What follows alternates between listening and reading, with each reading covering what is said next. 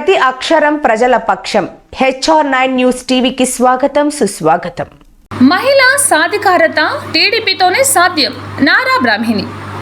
ఆనాటి స్వర్గీయ నందమూరి తారక రామారావు నుండి నేటి నారా చంద్రబాబు నాయుడు వరకు మహిళలంటే ఎంతో గౌరవమని, వారికి అన్నింటిలోనూ తగు ప్రాధాన్యత ఇస్తూ ఆర్థికంగా ఎదగడానికి ఎంతగానో కృషి చేశారని ప్రత్యేకంగా చెప్పాలంటే మహిళా సాధికారత ఒక టీడీపీతోనే సాధ్యమని హిందూపురం ఎమ్మెల్యే అభ్యర్థి నందమూరి బాలకృష్ణ కుమార్తె నారా బ్రాహ్మణి పేర్కొన్నారు.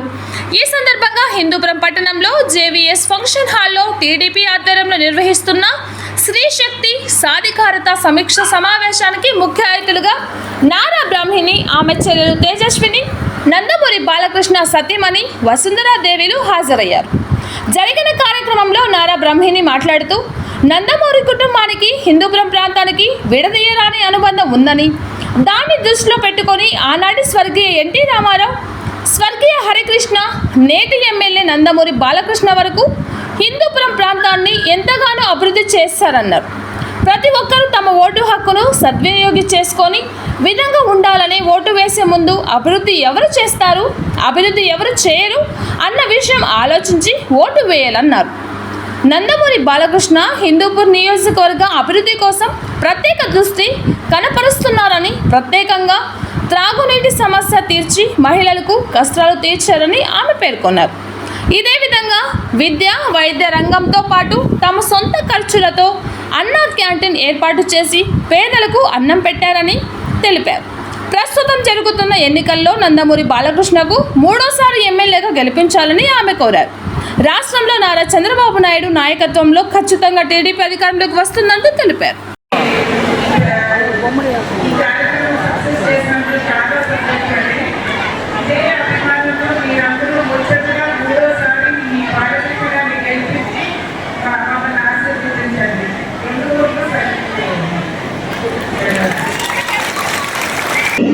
ఈనాడు ఈ శ్రామిక దినం మేడే రోజున స్త్రీ శక్తి ఒక పటిష్టమైనటువంటి శక్తిగా ఎదిగినటువంటి రోజున మనందరం ఇక్కడ కలుసుకోవడం నిజంగా చాలా చాలా చాలా ఉదాహరణంగా ఉంది.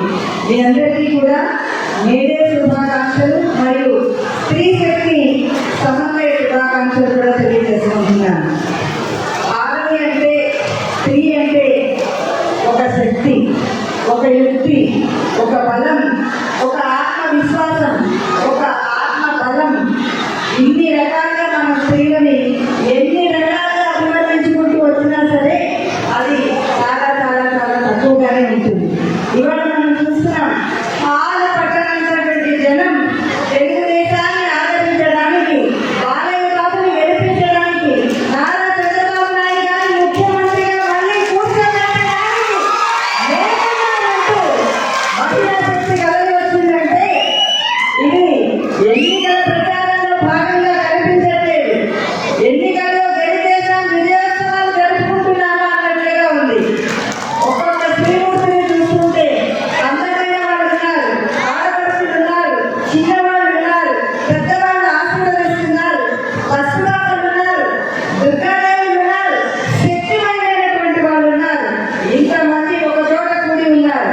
ఒక్కొక్క మహిళ వాలంటీర్ కనుక పరిశీలించి చూసినట్లయితే, ఒక్కొక్క యువతిని కనుక పరిశీలించినట్టు చూసినట్లయితే కొందరిలో ఓర్పు, కొందరిలో నేర్పు, కొందరిలో శక్తి, కొందరిలో యుక్తి, కొందరిలో శక్తివంతమైనటువంటి చైతన్యాన్ని రగిలించి 10 మందిని నడిపించేటువంటి కమ్యూనికేషన్ స్కిల్స్, లీడర్షిప్ స్కిల్స్ ఉన్నటువంటి వారు ఇక్కడ ఈ సభలో ఉన్నారని చెప్పడానికి నాకు ఏ మాత్రం అనుమానం లేదు.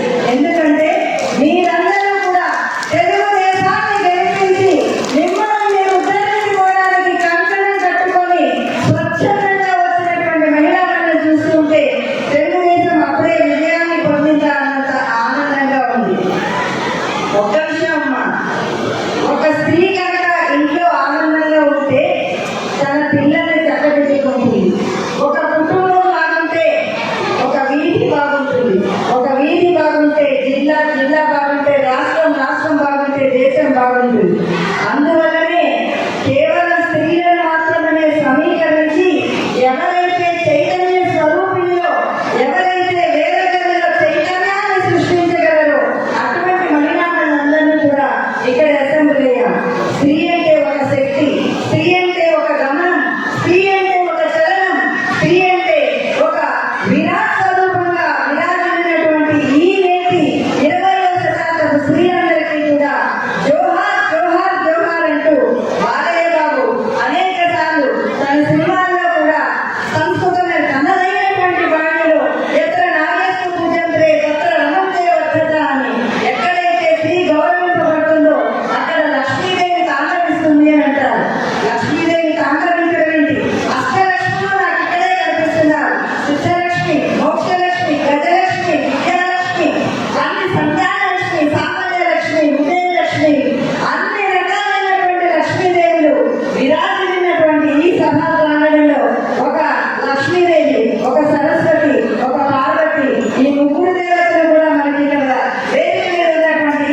సంఘం